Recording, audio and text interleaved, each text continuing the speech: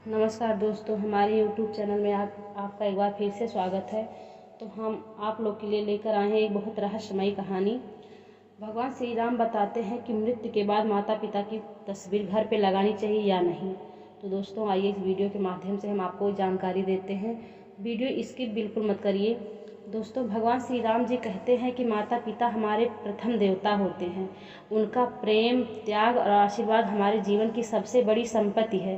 परंतु जब वह इस संसार से विदा ले लेते हैं तो लोग उनकी स्मृति में उनके चित्र अपने घर में लगाते हैं। ऐसे में यह प्रश्न उठता है कि क्या मृत्यु के पश्चात माता पिता की तस्वीर घर में लगानी चाहिए या नहीं। इसका कोई आध्यात्मिक प्रभाव होता है। आइए जानें भगवान श्री राम जी इस विषय में क्या कहते हैं। आज की इस अलौकिक कथा में भगवान श्री राम जी स्वयं एक भक्त को इस रहस्य से अवगत कराते हैं। प्राचीन समय की बात है। एक दिन देवर्षि नारद पृथ्वी भ्रमण पर निकले थे। तब उन्होंने देखा कि कुछ लोग किसी मृत व्यक्ति की चिता के पास खड़े होकर रो रहे हैं और मन ही मन दुखी हो रहे हैं। कुछ समय बाद उस मृत व्यक्ति के परिजनों ने उनका चित्र अपने घर में लगाया है और उसके समक्ष बैठकर उसे स्मरण करने लगे हैं। यह दृश्य देखकर देवर्षि नारद आश्चर्यचकित हो गए और सोचने लगे, जिस व्यक्ति की मृत्यु हो गई है उसके परिजन उसके चित्र को घर में क्यों लगा रहे हैं। वह अब इस संसार से मुक्त हो गया है, फिर उसके चित्र का घर में क्या प्रयोजन। क्या ऐसा करने से मृत व्यक्ति की कृपा प्राप्त होती है या इसका कोई और अर्थ है। देवर्षि नारद इस दृश्य को देखकर कुछ समझ नहीं पाए। अपने प्रश्नों के उत्तर पाने के लिए उन्होंने भगवान श्री हरि विष्णु जी के लोक वैकुंठ की ओर प्रस्थान किया। वहां पहुंचकर देवर्षि नारद ने भगवान श्री हरि विष्णु को प्रणाम किया। भगवान विष्णु जी ने देवर्षि नारद को देखकर समझ गए कि आज वे किसी संदेह को लेकर पधारे हैं। तब भगवान विष्णु बोले, हे ब्रह्मानंदन देवर्षि नारद, आपका वैकुंठ लोक में स्वागत है। बताइए आज किस उद्देश्य से आप यहाँ पधारे हैं। कौन सी चिंता आपको व्यथित कर रही है। निश्चय ही आप किसी शंका के समाधान हेतु यहाँ आए हैं। भगवान विष्णु जी की वाणी सुनकर देवर्षि नारद कहा, हे प्रभु, आज मैं आपसे यह जानने आया हूँ कि पृथ्वी पर जब किसी व्यक्ति की मृत्यु हो जाती है तो उसके परिजन उसका चित्र अपने घर में क्यों लगाते हैं। क्या ऐसा करना उचित है। ऐसा करने से परिजनों को क्या लाभ होता है। क्या मृत व्यक्ति का आशीर्वाद उन पर बना रहता है। देवर्षि नारद की बात सुनकर भगवान श्री हरि विष्णु जी बोले, हे देवर्षि नारद, आज आपने एक अत्यंत महत्वपूर्ण प्रश्न पूछा है। आपके इस प्रश्न के उत्तर में समस्त मानव जाति का कल्याण छिपा हुआ है। अतः हे नारद, मैं आपको इस प्रश्न का उत्तर एक अलौकिक कथा के माध्यम से देता हूँ। आप इस कथा को आरंभ से अंत तक ध्यान पूर्वक सुनिए, क्योंकि जो भी इस कथा को पूर्ण रूप से श्रवण करता है उस पर मेरी कृपा सदा बनी रहती है। देवर्षि नारद बोले, हे प्रभु, मैं आपको वचन देता हूँ, जब तक आप यह कथा सुनाएंगे मैं उसे पूर्ण श्रद्धा और ध्यान से सुनूंगा। कृपया आप मुझे वह कथा सुनाइए। तब भगवान श्री हरि विष्णु जी कथा आरंभ करते हुए बोले, हे ब्रह्मानंदन देवर्षि नारद, यह कथा समस्त संसार का कल्याण करने वाली है।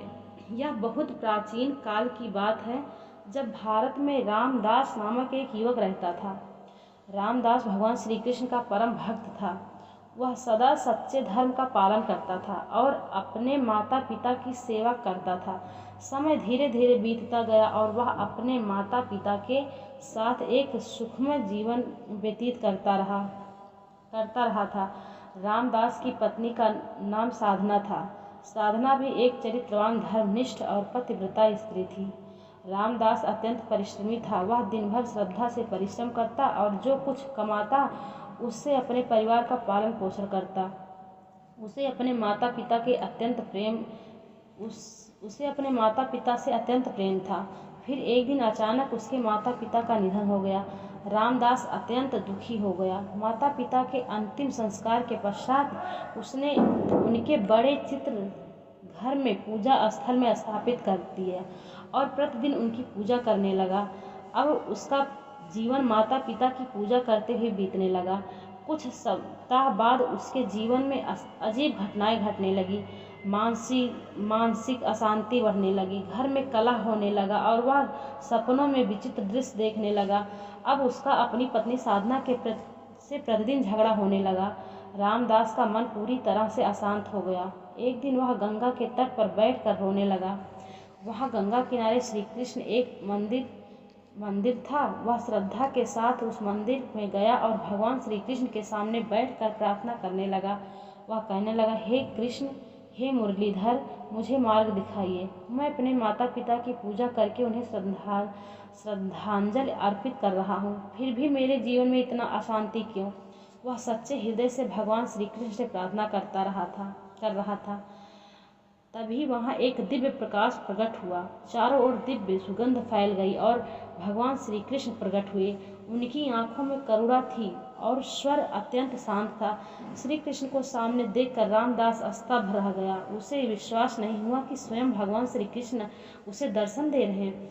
फिर कुछ साहस जुटाकर वह बोला, हे प्रभु, आज आपका दर्शन पाकर मेरा जीवन सफल हो गया। अब मेरे मन में कोई संशय नहीं रहा, किंतु मैं यह जानना चाहता हूँ कि मेरे जीवन में यह क्लेश क्यों आया, जबकि मैं तो अपने माता पिता की पूजा करता हूँ। भगवान श्री कृष्ण बोले, हे पुत्र रामदास, निसंदेह तुम्हारी भक्ति और प्रेम महान है। तुम्हारे हृदय में अपने माता पिता के लिए जो भाव है वह पूजनीय है, किंतु जो तुमने अज्ञानवश किया वह न केवल आत्मा को बांधता है बल्कि तुम्हारे जीवन में पीड़ा भी लाता है।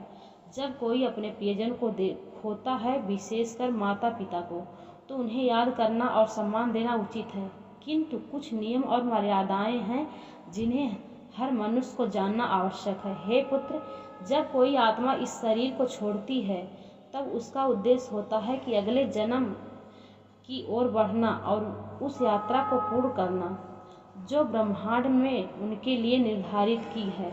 लेकिन जब हम उस आत्मा के चित्र को पूजा स्थल में रखकर प्रतिदिन दीप जलाते हैं, फूल अर्पित करते हैं, तो यह प्रेम एक बंधन बन जाता है। जो आत्मा आगे बढ़ना चाहती है वह हमारे प्रेम के कारण उसी भाव में अटक जाती है। भक्ति दिखाओ पर उन्हें प्रेम से मुक्त करो, उन्हें बांधो नहीं, उन्हें आशीर्वाद के साथ विदा करो, प्रार्थना करो लेकिन पकड़ो नहीं, क्योंकि सच्चा प्रेम वही है जो आत्मा की मुक्ति चाहता है, न कि उसे अपने मोह में फंसाए।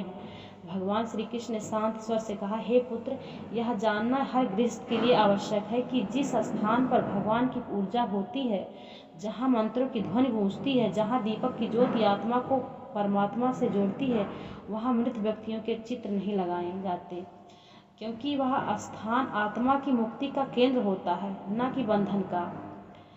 जब हम पूजा स्थल में पितरों के चित्र लगाते हैं तो अनजाने में हम दो अलग अलग शक्तियों की एक स्थान में जोड़ देते हैं। इससे न केवल आत्मा उलझती है बल्कि गृहस्थ जीवन में शांति भी भंग हो जाती है। भगवान का स्थान आत्मा की मुक्ति का केंद्र होता है और पितरों का स्थान स्मृति का और श्रद्धा का, अतः इन दोनों को अलग अलग रखना चाहिए। भगवान श्री कृष्ण आगे कहते हैं, यदि तुम अपने माता पिता का चित्र घर पर रखना चाहते हो तो ध्यान रहे कि वह पूजा स्थल में ना हो, वह स्थान केवल स्मृति हो जहाँ दीपक या अगरबत्ती न जलाई जाए, वह श्रद्धांजलि हो, पूजा नहीं। पूजा वहाँ होती है जहाँ हम भगवान का आवाहन करते हैं और स्मरण वहाँ होता है जहाँ हम किसी को प्रेम पूर्वक याद करते हैं। हे पुत्र, प्रेम और पूजा के अंतर को समझो। जो आत्मा जा चुकी है वह उसे सम्मान दो, किंतु ईश्वर की पूजा और आत्मा की स्मृति का मार्ग एक जैसा ना बनाओ। यही सच्चा धर्म है। जो संताप तुम्हारे मन में है वह स्वाभाविक है। माता पिता के निधन के बाद हर संतान उनके लिए कुछ करना चाहती है। पितरों की शांति के लिए श्राद्ध और तर्पण सर्वोत्तम उपाय है। इन वैदिक कर्मों के माध्यम से तुम न केवल उन्हें सम्मान देते हो बल्कि उन्हें अगली यात्रा के लिए आध्यात्मिक शक्ति भी प्रदान करते हो। यही सच्ची सेवा है। जो चला गया है उसे मुंह में मत डालो, प्रेम से मुक्त करो। एक पुत्र का धर्म है पवित्रता। यह संसार माया है। आत्मा आती है, अनुभव करती है और फिर चली जाती है, पर जब तुम मोह में डूब जाते हो तुम भी न केवल अपने हृदय को बांधते हो बल्कि उस आत्मा की गति को भी रोक देते हो। मोह आत्मा को रोकता है, प्रेम उसे मुक्त करता है। जो भी पुण्य कार्य तुम अब उनके नाम पर करोगे, जैसे गरीबी की सेवा, भूखों को भोजन कराना, वृक्षारोपण करना, यही कर्म तुम्हारे जीवन में तुम्हारे माता पिता के आशीर्वाद के रूप में लौटेंगे। प्रेम को कर्म में बदलो बदलो, यही सच्ची श्रद्धांजलि होगी। भगवान श्री कृष्ण ने आशीर्वाद देते हुए कहा, हे पुत्र, तुम्हारे माता पिता ने तुम्हें बहुत प्रेम किया, उन्होंने अपना संपूर्ण जीवन तुम्हारे लिए अर्पित किया।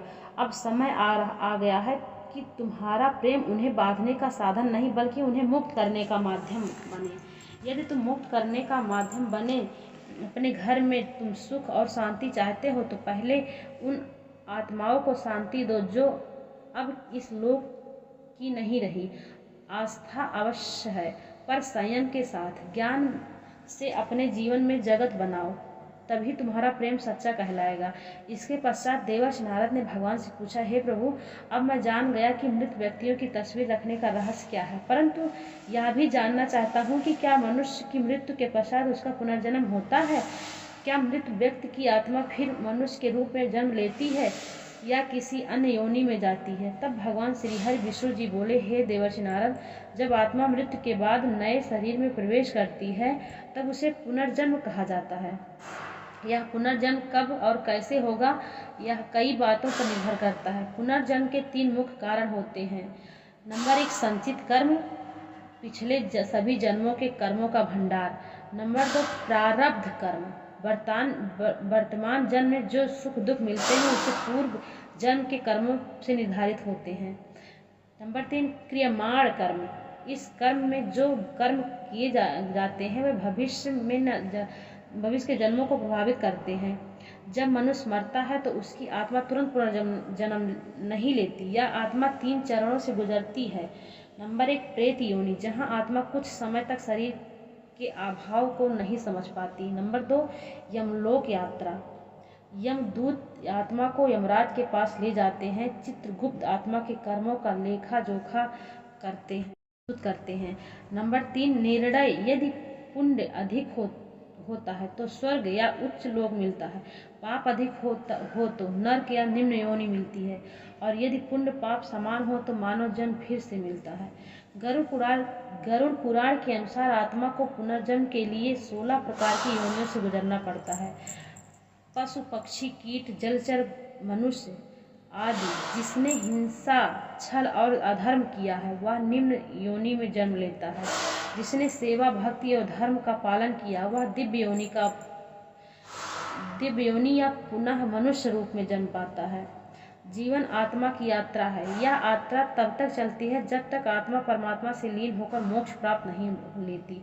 अतः पुनर्जन्म केवल शरीर बदलना नहीं, बल्कि आत्मा की सनातन यात्रा का दर्शन है। यदि कोई व्यक्ति बहुत अधिक पाप करता हो तो अगले जन्म में पशु, कीट या राक्षस बनता है। यदि कोई व्यक्ति बहुत अधिक पुण्य करता है तो मृत्यु के पश्चात स्वर्ग को प्राप्त करता है, और यदि कोई व्यक्ति इसके विपरीत आचरण करता है, अर्थात घोर पाप करता है, तो उसे मेरे ही आदेश से नरक में अनेक वर्षों तक कठोर दंड दिया जाता है तथा उसे नरक की भयंकर यंत्रणाएं सहनी पड़ती है। आगे भगवान श्री हरि विष्णु जी कहते हैं, हे देवर्षि नारद, दूसरा कारण यह है मृत्यु के समय व्यक्ति की मानसिक अवस्था। इस विषय में तीनों लोकों के स्वामी भगवान शिव जी कहते हैं कि मृत्यु के समय जिस भाव से व्यक्ति होता है वही भाव उसके अगले जन्म को निर्धारित करता है। यदि कोई व्यक्ति मृत्यु के समय भगवान का स्मरण करता हुआ अपने प्राण त्यागता है तो वह मोक्ष को प्राप्त करता है, परंतु यदि कोई व्यक्ति सांसारिक इच्छाओं, क्रोध, मोह, काम में डूबा हुआ शरीर त्यागता है तो वह उन्हीं भावों के अनुसार पुनर्जन्म प्राप्त करता है। फिर भगवान श्री हरि विष्णु जी आगे कहते हैं, हे देवर्षि नारद, अब मुझे आशा है कि तुम्हारे सभी प्रश्नों के उत्तर तुम्हें प्राप्त हो गए हैं। देवर्षि नारद जी भगवान श्री हरि विष्णु जी से कहते हैं, हे प्रभु, आपके मुख से ये उत्तर पाकर मैं कृतार्थ हो गया। अब मैं इस दिव्य ज्ञान को तीनों लोकों में प्रचारित करूंगा। इसके पश्चात देवर्षि नारद जी ने भगवान श्री हरि विष्णु को प्रणाम किया और पुनः भ्रमण के लिए निकल पड़े। इस कथा से हमें यह शिक्षा मिलती है कि माता पिता की आत्मा को बांधना नहीं चाहिए, बल्कि उन्हें प्रेम पूर्वक मुक्त करना चाहिए। पूजा स्थल में केवल भगवान का ही चित्र होना चाहिए। यदि व्यक्ति का चित्र लगाना है तो उसे पूजा में न लगाएं, पूज्य में न बनाएं, केवल स्मृति स्वरूप रखें। श्राद्ध, तर्पण और सेवा इन्हीं के माध्यम से सच्ची श्रद्धांजलि दी जा सकती है। मृत्यु आत्माओं को मोह में नहीं, समर्पण और प्रेम में से विदा करता है। हमारा करना ही हमारा कर्तव्य है। यही सच्चे पुत्र का धर्म है। यह दिव्य शिक्षा हमें भगवान श्री राम जी देते हैं कि सभी को बंधन मत बनने दो। जो इस संसार से जा चुका है उसे अपने आंसुओं से बांधो नहीं, अभी तो अपने आशीर्वाद से, शुभकामनाएं से मुक्त करो, क्योंकि आत्मा का अंतिम लक्ष्य भगवान की ओर यात्रा करना है। और सच्ची प्रेम वही है जो आत्मा उस यात्रा को बाधा नहीं बल्कि मार्गदर्शन बनता है। आशा है आपको यह हमारी कहानी बहुत पसंद आई होगी, और अगर कहानी पसंद आई हो तो कृपया इसको अपने दोस्तों को शेयर ज़रूर करें, और कमेंट में जय श्री राम। जो इस कहानी को पूरा सुनेगा उस पे भगवान श्री राम जी की और भगवान विष्णु जी की कृपा सदा बनी रहेगी, और उनका आशीर्वाद सदा आपके ऊपर बना रहेगा दोस्तों। जय श्री राम।